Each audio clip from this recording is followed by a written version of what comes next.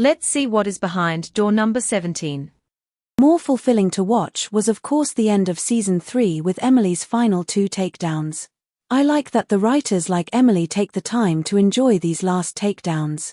First, Conrad incriminating himself before Charlotte, which was perfect because of the element of surprise.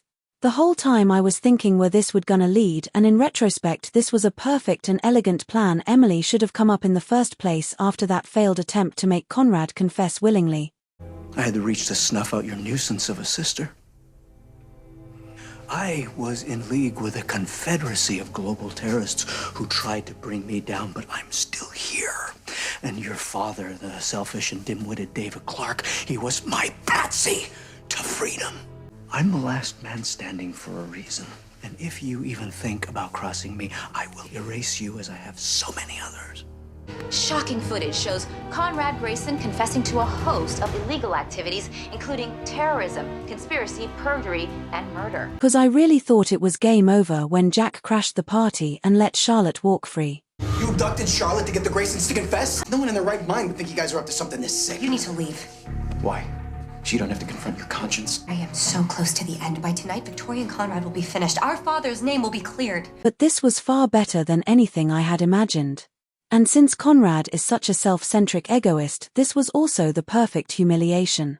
Making him confess on live television without even knowing it.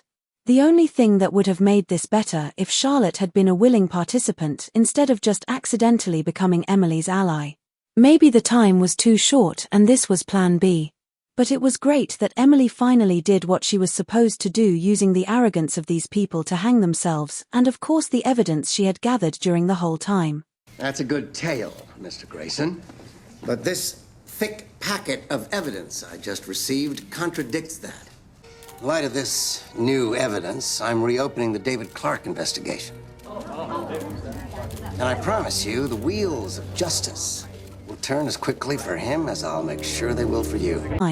And with Victoria, they had outdone themselves, cause her takedown was not only fulfilling but also fitting and funny.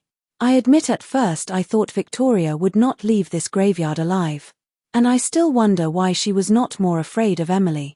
Did she already call the authorities? Just treading time until the cavalry arrives. From the second I laid eyes on you, I knew something was wrong. And now this is where it all ends. Fitting. I don't think we've come to the end just yet, Victoria. Well, I'm certain the authorities will disagree once they arrive. Let them come. Since she was the one who killed Aiden and admits it plainly, she must assume that Emily might be digging up this grave for her. I guess she is like Conrad, too self-centered, and thinks her little ruse with David being alive had shifted Emily's priorities. Too bad that she is right with only one of these two things. Yet again Emily and the writers surprise us. Cause while they kill off Conrad, they actually spare Victoria's life.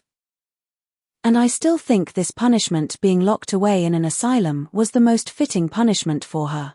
Since she was responsible for Emily being looked up in a facility so that she could not see her father again as a child. Father's arrest for that horrible crime, I think it's best for everyone involved that Amanda be institutionalized. What if I offered you a private practice with a steady stream of the right kind of clients? In return, you see to it that Amanda gets the care she needs in a proper institution. But more importantly, that she and her father remain separated for good. That was the one thing that made Emily's path, and one of the reasons why she ended up in jail later and developed those violent tendencies and vengeance fantasies in the first place. Anyway, her screaming the truth about Emily and manifesting her delusion, giving Emily an even better reason to turn her in, was just perfect, and for me the show could have ended here as well. What have you done? You needed help. I had no choice but to check you in. Check me in. Don't worry. Claremont Psychiatric is the best. You won't get away with this. Watch me. What seems to be the problem? She just woke up. She's panicking. I don't belong here. You've been deceived by this woman. She's been running around under a false identity. She's Amanda Clarke. She's been obsessing over this theory for months. When I found her digging up Amanda's grave, I tried to calm her down, but she attacked me. She's lying. Don't you dare. Don't you dare! Don't you dare! Goodbye, Victoria. Get better soon. She's Amanda Clarke! She's Amanda Clarke! She's Amanda Clarke! She's Amanda Clarke! She's Amanda Clarke! She's Amanda Clarke!